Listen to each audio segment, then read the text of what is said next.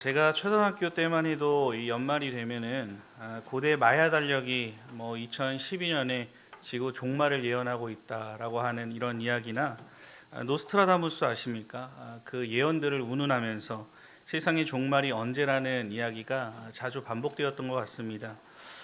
그 당시 90년대가 종식되고 이제 2000년대로 들어서면서 세기가 바뀌는 특별한 시기였기 때문에 이 지구 종말에 대한 관심이 높아진 이유가 있었다고 생각이 듭니다. 실제로 이 당시 종말론과 관련된 이단들이 다른 때보다 많이 발생했던 시기였고, 그리고 다미선교회의 시한부 종말론은 뉴스에까지 보도되었던 또 대표적인 사건이기도 합니다. 그런데 마지막 때에 대한 이 내용은 세상에서 말하는 그런 예언적인 내용들 외에도 우리 성경에도 분명히 기록되어 있기도 합니다. 성경은 예수님의 재림과 함께 이 세상 역사가 마무리되는 마지막의 날, 그 세상의 종말이 반드시 임할 것이라고 증거합니다. 그러나 이와 동시에 성경은 그날의 시기와 때는 오직 하나님만이 알고 계시기 때문에 그 누구도 그때를 추정할 수도 없고 알 수도 없다라고 분명히 선포하고 있습니다. 이에 더 나아가 성경은 성도들에게 마지막 날이 오기까지 이 땅에서 마땅히 나타내야 할 삶의 태도와 준비가 있다고 말해주기까지 합니다. 이 내용은 오늘 본문에서 바울이 했던 말인데, 이 데살로니가 교회 성도들에게 보낸 편지를 통해 이 사실을 매우 선명하게 드러내주고 있습니다. 오늘 우리에게 주신 말씀을 중심으로 반드시 임하게 될 예수님께서 재림하시는 마지막 때가 오기까지 성도로서 어떤 자세로 준비하며 우리가 살아가야 할 모습이 무엇인지를 함께 묵상하며 은혜를 나누고자 합니다. 첫 번째로 마지막 때를 준비하는 성도는 영적으로 깨어있기를 힘써야 합니다. 오늘 본문 1절에서 6절까지의 말씀 다 함께 합독해서 읽어보겠습니다. 시작. 형제들아, 때와 시기에 관하여는 너희에게 쓸 것이 없음은 주의 날이 밤에 도둑같이 이를 줄을 너희 자신이 자세히 알기 때문이라. 그들이 평안하다 안전하다 할 그때에 임신한 여자에게 해산의 고통이 이름과 같이 멸망이 갑자기 그들에게 이르리니 결코 피하지 못하리라. 형제들아, 너희는 어둠에 있지 아니하매 그날이 도둑같이 너희에게 임하지 못하리니 너희는 다 빛의 아들이요 낮의 아들이라. 우리가 밤이나 어둠에 속하지 아니하나니 그러므로 우리는 다른 이들과 같이 자지 말고 오직 깨어 정신을 차릴지라. 아멘. 앞서 말씀드린 대로 사도 바울은 지금 마지막 때를 살아가는 신자로서 준비되어야 할 모습이 무엇인지를 권면합니다. 그렇다면 주님께서 다시 오시는 이 마지막 때를 성도로서 준비해야 하는 이유가 무엇입니까? 1절과 2절을 보시면 주의 날, 곧 예수님의 재림이 밤에 도적같이 찾아오기 때문입니다. 영화나 만화가 아니라면 어떤 도둑도 미리 예고하고 그 도둑의 범행을 저지르지는 않습니다. 당사자는 전혀 생각지 못한 순간에 벌어진 일을 마주하게 될 것이고, 그리고 그러한 현실 앞에 충격을 받고 당황하는 현실의 모습만이 있을 뿐입니다. 우리 성도들은 마지막 때에 대한 믿음을 분명히 가지고 있지만 막상 그날을 떠올릴 때 내가 살아있을 때 일어날 일은 아닐 거야 라고 막연하게 먼 미래로 밀어버리는 경우가 적지 않은 것 같습니다. 그런데 오늘 본문에서 도둑같이 임한다 라고 하는 이 말씀은 오늘 밤에 이루어질 수도 있고, 심지어 이 예배가 끝난 이후에 주님의 재림이 올 수도 있다는 것을 전제하는 말씀입니다. 그렇기 때문에 우리 성도들이라고 한다면 그날이 언제인지 모르기 때문에 항상 깨어서 하나님 앞에서 준비되어 있어야 한다는 것입니다. 물론 세상 사람들은 이 사실에 대해 관심조차 두지 않고 무감각해진 채 살아가게 됩니다. 종말에 대해서 어떠한 생각도 하지 않습니다. 그저 현재의 삶에 안주하거나 바쁜 일상의 시선을 떼지 못한 채 평안하다 안전하다, 오늘 본문이 말하고 있죠. 평안하다 안전하다 말하면서 살아가는 것입니다. 이런 현실에도 불구하고 이들 역시 재림의 때를 그 누구도 피할 수가 없습니다. 마치 임신한 여자에게 해산의 고통이 찾아오듯이 갑작스럽지만 피할 수 없는 고통을 가지고 반드시 마주하게 되는 것입니다. 왜 고통을 가지고 찾아오겠습니까? 이날은 최후 심판의 날이기 때문입니다. 예수님을 끝까지 거부했던 세상 사람들은 끝내 영벌로 들어가는 날이기 때문에 고통이라고 하는 이 단어가 사용되었습니다. 이와는 다르게 예수를 믿는 우리는 완전히 다른 결말이 예정되어 있습니다. 빛이신 예수 그리스도를 믿는 믿음으로 그분의 자녀로서 살아가고 있기 때문입니다. 영원한 하나님의 나라에 입성하게 되는 영광스러운 날을 우리는 믿지 않는 자들과 완전히 대비된 모습으로 살아갈 수 있게 되는 것입니다. 이와 같이 어두움에 속한 자들과 빛에 속한 자의 결말은 극명하게 갈라지게 됩니다. 이 때문에 우리는 믿지 않는 자들처럼 그날에 대해서 무감각해진 채로 살아갈 수 없는 존재임을 기억해야 합니다. 반드시 임하게 될 그날을 두려움을 가지고 벌벌 떨며 기다리는 것이 아니라 소망을 가지고 기다리면서 잠들지 않도록 정신을 차리고 영적으로 깨어있는 일에 자신의 모습을 비춰보며 힘을 내야 하는 것입니다. 이것이 바로 6절에 기록되어 있는 말씀입니다. 우리는 다른 일과 같이 자지 말고 오직 깨어 정신을 차릴지라 라고 하는 말씀 안에 그 의미가 담겨 있습니다. 성도 여러분, 반드시 마주하게 될 마지막 때는 언제가 될지 아무도 모르지만 오늘 말씀은 우리에게 영적으로 깨어 있어야 한다라고 하는 이 사실을 권면합니다. 그렇다면 우리가 영적으로 자지 않고 깨어 있기 위해 우리가 나타낼 수 있는 분명한 방법은 무엇입니까? 성경은 말하기를 우리에게 말씀과 기도로서 그 일이 가능함을 말하고 있습니다. 우리가 영적으로 깨어 있기 위해서는 하나님의 은혜가 아니고서는 이룰 수 없는 일입니다. 말씀과 기도는 우리에게 은혜를 주시는 가장 정확하고 분명한 성경적 가르침으로 기록되어 있습니다. 물론 신자가 호흡하며 사는 모든 시간과 그리고 여러분들이 마주하게 되는 모든 상황들은 하나님의 은혜가 아니고서는 설명을 할 수가 없습니다. 내가 숨쉬는 것도 하나님의 일반 은총이라고 하는 은혜 안에 살아가고 있는 시간이기 때문입니다. 1분 1초의 시간도 하나님의 은혜가 없이는 우리는 단 한 사람도 살아갈 수가 없습니다. 그럼에도 불구하고 마지막 때의 시대적 징조를 분별하면서 영적으로 잠들지 않고 깨어있기 위해서는 말씀과 기도라고 하는 하나님이 주신 은혜의 방편을 결코 제외시킬 수는 없다는 것입니다. 20세기 가장 위대한 첼리스트로 불리는 파블로 카잘스라는 인물이 있습니다. 이분이 남긴 명언은 지금도 많은 사람들에게 울림이 있는 말로 전해지고 있습니다. 그는 1973년 96세의 나이로 생을 마감하기까지 단 하루도 첼로 연습을 쉰 적이 없다고 합니다. 이에 대해 어느 날 한 젊은 신문 기자가 물었습니다. 보통 6시간씩 하루에 빠지지 않고 연습을 하는 것으로 알고 있는데 이렇게까지 노년에도 불구하고 연습을 끝까지 이어가시는 이유가 무엇입니까? 이에 대해 그는 이렇게 답변했습니다. 연습을 하루만 쉬면 내가 합니다.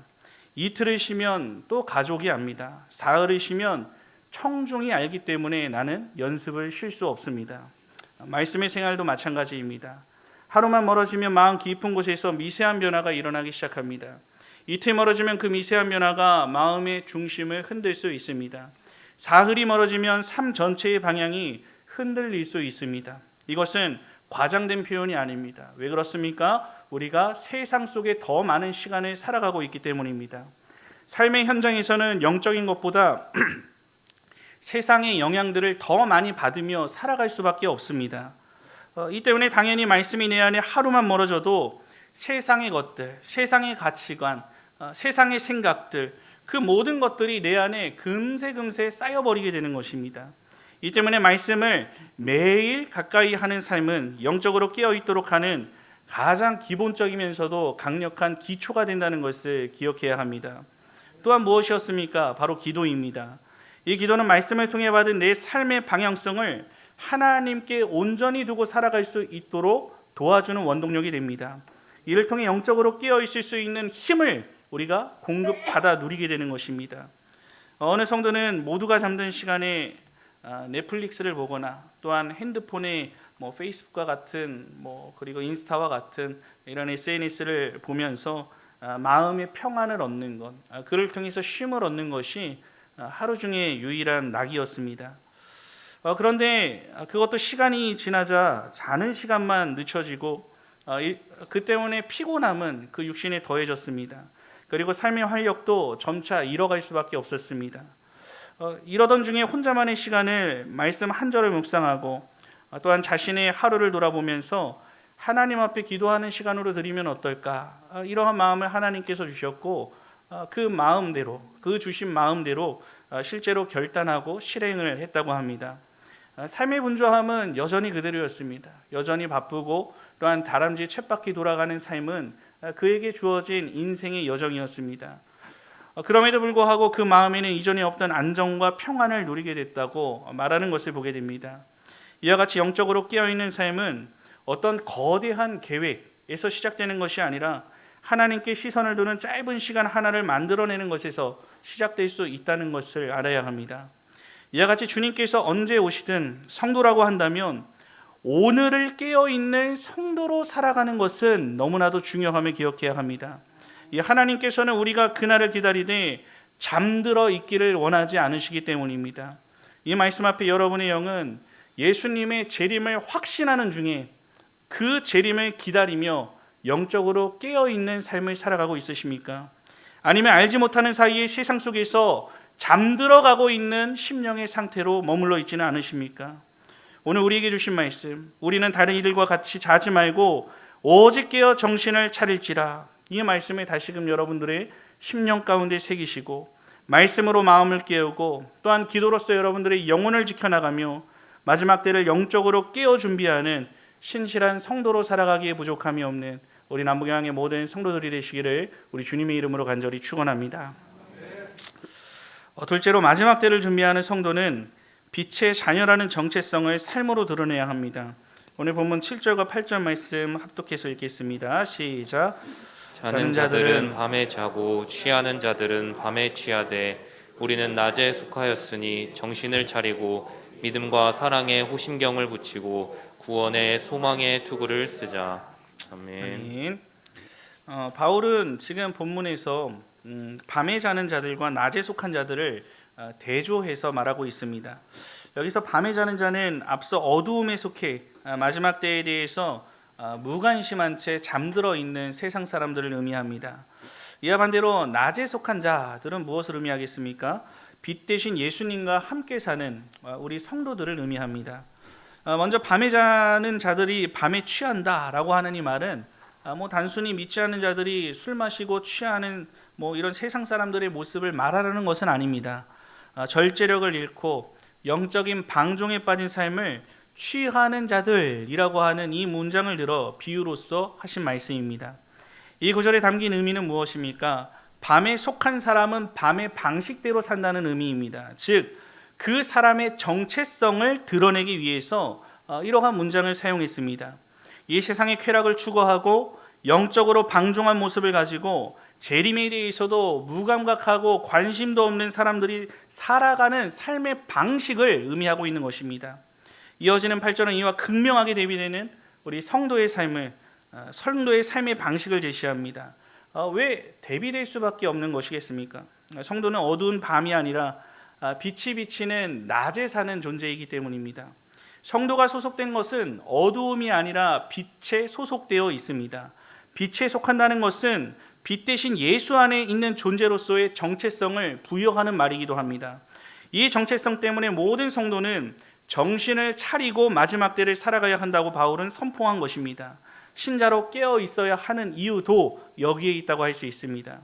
또한 빛의 자녀로서의 정체성을 어떻게 삶으로 드러내야 하는지 이 8절에서는 구체적인 방향성을 가지고 예를 들어 설명해 줍니다. 믿음과 사랑에 호신경을 붙이고 구원의 소망의 투구를 쓰자. 이 바울은 마지막 때를 사는 성도의 삶을 군인의 갑옷을 비유로 들어 설명해 주고 있습니다. 먼저 호심경이라고 하는 것은 가슴 전체를 보호하는 보호 장비 중에서도 심장을 보호하는 역할을 합니다. 이것을 믿음과 연결한 것은 하나님에 대한 성도의 믿음이 심장으로 대변되는 마음을 지켜준다. 우리의 심령의 상태를 지켜준다라는 의미입니다. 세상 속에서 어떤 어두움의 유혹이 있더라도 믿음으로 이겨낼 수 있는 성도의 정체성을 드러내고 있습니다. 또한 사랑의 호심경이라 했습니다. 세상 속에서 성도의 마음이 약해지고 상할 때가 너무나도 많습니다. 세상뿐만이 아니라 교회 안에서도 이러한 일들은 이루어지고 있습니다. 이런 상황에서 사랑이라고 하는 것은 우리 마음이 환경에 따라 굳어지지 않도록 지켜주는 역할을 합니다. 또한 마지막으로 소망의 투구라고 했습니다. 이 마지막 때 영생에 대한 소망, 이라고 하는 것은 구원에 대한 소망, 곧 영생에 대한 소망이죠. 이 소망은 막연한, 우리는 유한하기 때문에 알 수 없는 미래에 대한 불안함을 막아주고 오늘 나에게 다가오고 내가 견디고 있는 여러 고난의 상황들을 그 마지막 때의 구원의 상황을 바라보며 넉넉히 견딜 수 있도록 이끌어준다는 의미가 있습니다. 성도 여러분, 바울은 지금 마지막 때를 준비하는 성도의 삶에서 중요한 기준 하나를 제시했습니다. 그것은 빛의 자녀로서의 정체성이 무엇인지를 알려줍니다. 성도는 어두움이 아닌 빛에 속해 있고 또한 밤이 아닌 낮에 속한 사람이기 때문에 우리의 삶에서는 빛의 성품이 자연스럽게 드러날 수 있어야 합니다. 한 사람이 부모가 되는 순간을 생각해 보시기 바랍니다. 일상에 그냥 나 혼자 또한 부모의 그늘 아래서 자녀로서 살아갈 때, 그리고 부모가 되는 그 순간 그 삶의 정체성은 완전히 변화를 이루게 됩니다. 잠자는 시간, 돈을 쓰는 방식, 내 삶의 하루의 우선순위도 항상 내가 됐었는데 그렇게 될 수가 없다는 것입니다. 아이를 중심으로 모든 정체성이 변화되게 됩니다. 이처럼 정체성이 바뀐다는 것은 삶이 바뀐다는 것과 동일한 말로 사용됩니다. 어두움이 아닌 빛과 낮의 사람으로서 그 정체성이 변화된 성도 역시 마찬가지입니다. 빛 대신 예수님 안에서 그분의 자녀가 되었다면 여러분들의 삶의 기준, 그리고 삶의 선택의 방향과 그리고 관계 안에서 서로를 대하는 모든 태도까지 모든 부분에 있어 완전히 달라질 수밖에 없는 것입니다. 이런 우리의 모습이 있어야 함에도 불구하고 우리는 때때로 자신의 정체성을 망각한 채 세상과 타협하거나 감정에 따라 우리의 본성이 살아가고자 원하는 바에 따라서 흔들리며 살아갈 때가 있습니다. 이 때문에 우리는 내가 과연 빛의 자녀로서의 정체성을 가지고 살아가고 있는 것인가, 빛의 자녀로서의 정체성을 가지고 삶의 영향력을 나타내고 있는 것인가 스스로에게 질문하며 내 모습을 돌아볼 수 있어야 합니다. 오늘 여러분이 말하는 방식, 그리고 여러분들이 시간을 활용하는 방식, 또한 사람을 대하는 태도, 또 아무도 모르는 혼자만 있는 그 시간까지도 빛의 자녀로서 정체성이 드러나고 있는지를 살펴야 한다는 것입니다. 또한 오늘 본문은 우리에게 구체적인 방향을 세 가지로 믿음, 사랑, 소망으로 제시했습니다. 이것은 단순히 우리가 해야 할 일의 목록을 나열한 것이 아니라 빛의 자녀로서 자연스럽게 나타내야 할 삶의 향기를 뜻하고 있습니다. 먼저 하나님께서 내 삶을 붙드시고 보호한다라고 하는 확신입니다. 이 믿음을 가지고 종말의 땡이 더욱 흔들리기 쉬운 이 세상의 여러 난리와 소식에도 마음의 중심을 빛 가운데 둘 수 있는 방법이 되기 때문입니다. 또한 이 세상은 점점 사랑이 메말라가고 있습니다. 이해관계 안에서 계산적인 사랑의 모형만 점점 더 나타나고 있는 시대입니다. 이런 세상 속에서 빛의 자녀는 진정한 사랑을 가지고 그 관계를 따뜻하게 채워가는 빛의 흔적을 여러분들이 마주하는 인간과의 관계 안에서, 특별히 이 교회 안에 형제된 사람과의 관계 안에서 더욱더 빛의 흔적을 남기며 살아갈 수 있어야 합니다. 무엇보다 시대가 급변하고 전쟁이 끊이지 않는 현실은 미래에 대한 불안감을 우리에게 가져다 주지만 이 빛의 자녀는 어떤 상황이 펼쳐지든 하나님 나라의 소망으로 현재를 바라보며 그것을 해석해 나갈 수 있어야 합니다. 이 소망을 가지고 어떤 고난도 이겨내고 빛의 자녀로서의 삶의 방향을 잃지 않고 나아갈 수 있는 비결이 되기 때문입니다. 이와 같이 빛의 자녀로서의 정체성이라고 하는 것은 우리의 입술에 머무는 고백으로 남겨져서는 안 되고 삶을 통하여서 세상 속에 비춰져야 할 선명한 증거가 되어야 합니다.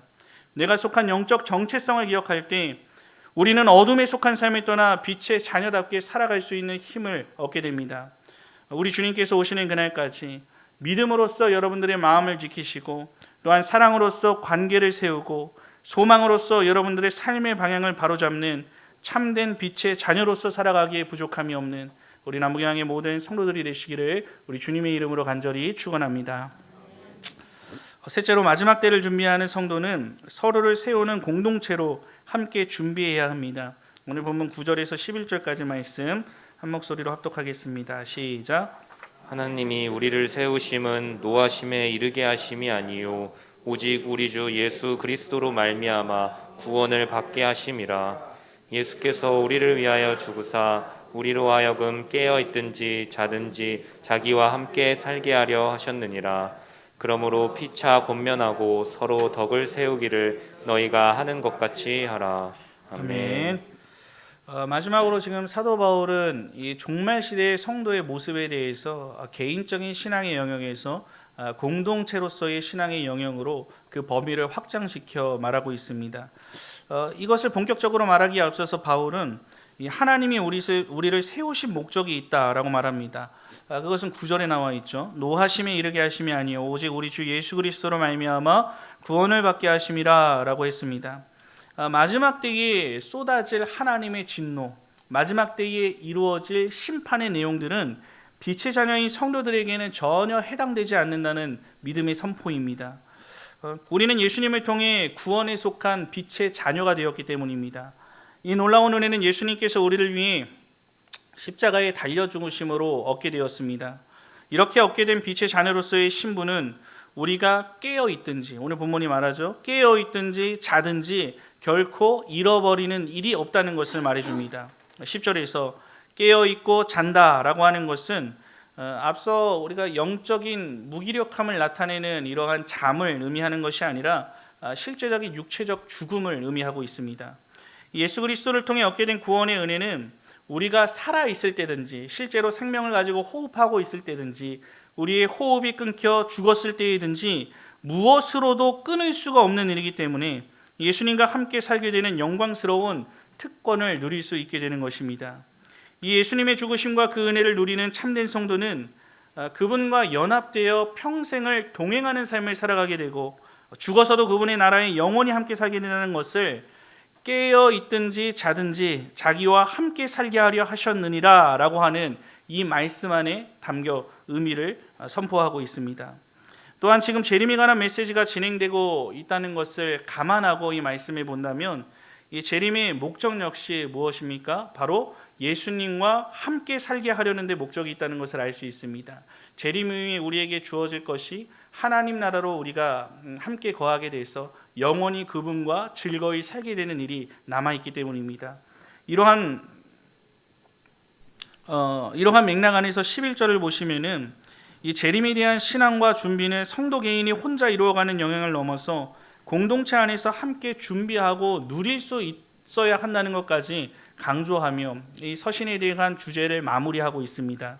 11절의 말씀인데요. 우리 다 함께 합독해서 다시 한번 읽어보도록 할게요. 시작. 그러므로 피차 권면하고 서로 덕을 세우기를 너희가 하는 것 같이 하라. 아멘. 이 주님의 구원 안에서 마지막 재림의 때를 바라보는 모든 성도들과 다 함께 권면하고 덕을 세우라 라고 했습니다. 이 권면이라고 하는 이 단어에 해당되는 헬라어를 보면요, 파라칼레오라고 하는 헬라어가 쓰였습니다. 이 말은 위로하다, 그리고 격려하다, 눌린 자를 일으켜 세우다, 이러한 뉘앙스의 모든 말들이 포함됩니다. 이 마지막 때를 사는 성도들은 서로의 믿음이 약해지는 자를 바라볼 때 그 자를 다가가서 다정하게 잡아줄 수 있어야 하고, 낙심한 지체에게 찾아가서 용기를 줄 수 있어야 하고, 넘어져 있는 형제를 양손으로 붙들고 다시금 일으켜 세워주는 공동체가 되어야 한다라고 말하고 있는 것입니다. 또 덕을 세우라라고 했습니다. 덕을 세운다는 이 말 역시 원어를 살펴보면 건물을 짓다라고 하는 단어가 사용되었습니다. 건물이라는 단어의 동사형으로 만들어져서 건물을 세워나가다, 집을 건축하다, 이런 의미입니다. 이 바울은 교회 공동체를 향해 말합니다. 집처럼 지어 올리는 영적 건축물에 묘사합니다. 이 구절뿐만 아니라 바울은 이러한 인식을 가지고 바울 서신 여러 곳에 교회 그리고 성도의 모임이라고 하는 것이 지어져 가는 것으로 기록하였음을 볼 수가 있습니다. 즉 건물 자체가 아닌 영적으로 지어져야 할 성도들의 모임 안에서 오고 가는 말들을 통해서, 또 우리의 행함을 통하여서, 서로의 섬김을 통하여서 기도와 용납과 사랑으로 서로를 아름답게 세워가는 일이 우리에게 건축을 지어가는 그 모습 가운데 나타내야 할 성도, 마지막 때를 준비하는 성도의 참된 모습이다라고 말하면서 권면을 마무리하고 있는 것입니다. 성도 여러분, 로마 시대에 건설된 퐁디가르라고 하는 아치형 구조의 돌다리가 있습니다. 아치형 구조가 이렇게 연결이 옆으로 계속 되는데 이것이 2층짜리 구조와 3층짜리 구조로 연결되어 있어서 굉장히 지금까지도 그대로 남아 있을 정도로 튼튼하게 지어진 돌다리입니다. 이 다리는 세계 유네스코 유산으로 등재되어 있는데 기둥 없이도 하중을 버티는 로마 시대의 건축 기술을 잘 보여주고 있습니다. 멀리서 보면은 그저 아치형 구조가 여러 개 있는 참 신기하다, 멋있다 이런 걸로서만 우리가 보이지만 가까이 다가가서 그 다리를 보면은 크고 작은 돌들이 서로 받쳐주면서 하나의 흔들리지 않는 다리가 되었다는 것을 알 수가 있습니다. 바울이 말하는 교회 공동체가 바로 이와 같습니다. 크고 작은 돌들이 서로 힘을 바치고 있듯이 믿음의 분량이 크고 작은 성도 간에 서로 붙잡히고 서로 기대고 서로 세움을 받으며 함께 세워나가는 든든한 하나의 다리가 되어야 한다는 것입니다. 이 때문에 마지막 시대일수록 하나님은 성도들이 혼자가 아니라 함께 준비하는 공동체가 되기를 원하십니다. 이를 위해 서로 권면하는 것입니다. 단순히 힘내 이런 정도로 그냥 하고 그냥 의미 없는 말들을 내뱉는 정도가 아닙니다. 짓눌린 자를 마음을 다하여서 찾아가 위로해 세워주고 낙심한 자의 마음을 다시 찾아가 붙잡아주고 혼자 감당하기 벅찬 짐을 함께 져주고 도와주는 적극적인 행동을 의미하고 있습니다. 누군가 지쳐있을 때에 그를 붙잡아주는 한 사람 때문에 그 영혼의 믿음이 회복되어지기도 하고 교회를 떠나려던 그 마음이 하나님 앞에서 다시 돌이킴을 얻기도 하고 무너진 영혼이 다시 일어나 하나님을 향할 용기를 얻게 되는 모습을 성도 간의 말과 행함과 교제를 통하여서 이룰 수 있는 일이라고 말하는 것입니다. 이 마지막 시대에 하나님께서 찾으시는 공동체는 자기만 묵묵히 신앙생활 잘하면서 서 있는 공동체가 아닙니다. 서로를 함께 세우는 공동체가 되기를 원하십니다. 이 교회는 완성된 건물이 아니라 계속해서 지어져 가야 하는 영적인 집임을 말하고 있습니다. 그렇다면 그 집은 오늘 우리 남부 경향이라고 하는 하나님의 집은 어떻게 세워져야 하겠습니까? 오늘 말씀 그대로입니다. 판단과 비난이 아니라 말 한마디에 따뜻함이 있어야 합니다. 경쟁과 비교가 아니라 서로를 존중하는 태도가 있어야 합니다. 뒤에서 험담하는 것이 아니라 앞에서 격려하는 말이 있어야 합니다. 외면하는 것이 아니라 기도로 붙잡아주는 사랑의 마음, 사랑의 말들이 우리에게 나타나야 하고 필요하다는 것을 반드시 기억하시기 바랍니다. 우리가 하는 말과 행동 또한 보여주는 태도 하나하나가 공동체라고 하는 이 집의 벽돌이 되어서 하나하나 올라가 세워지게 됩니다. 우리가 던지는 말 하나로도 교회를 세우기도 하고 우리가 던지는 그 말이 교회의 벽돌 하나를 빼버리고 무너뜨릴 수 있는 작용을 한다는 것을 명심해야 합니다. 무엇보다 마지막 시대의 영적 싸움은 점점 더 치열해지고 있습니다. 신앙이 흐려지기 쉽고 또한 마음이 지치기 쉽고 외로움 속에서 믿음을 잃어버리기 힘든 시대를 살고 있습니다. 이럴 때일수록 우리는 누군가에게 이렇게 말할 수 있어야 합니다. 내가 너의 곁에 있다. 내가 너를 위해서 기도하고 있다. 너는 결코 혼자가 아니다.